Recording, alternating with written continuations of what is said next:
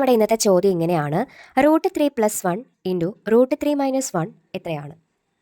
അപ്പം നമ്മൾ നോക്കിക്കേ, നമ്മൾ നേരത്തെ പഠിച്ചിട്ടുള്ള ഒരു രീതിയിൽ കിടക്കുകയാണ്. നമ്മളെല്ലാവരും എന്താണ് സർവ്വസമവാക്യങ്ങളൊക്കെ പഠിച്ചവരാണ് അല്ലേ? അപ്പം നമ്മൾ ഇത് പഠിച്ചായിരുന്നു, a² - b² എന്ന് പറയുന്നത് എന്താണ്? a + b × a - b ആണ്, ആണല്ലോ. a² - b² എന്ന് പറയുന്നത് a + b × a - b ആണ്. ഇവിടെ നോക്കിക്കേ മക്കളെ, a + b a - b ഫോമിലല്ലേ കിടക്കുന്നത്. ഇവിടെ എക്ക് പകരം √3, ബിക്ക് പകരം 1 വന്നെന്നല്ലേ ഉള്ളൂ.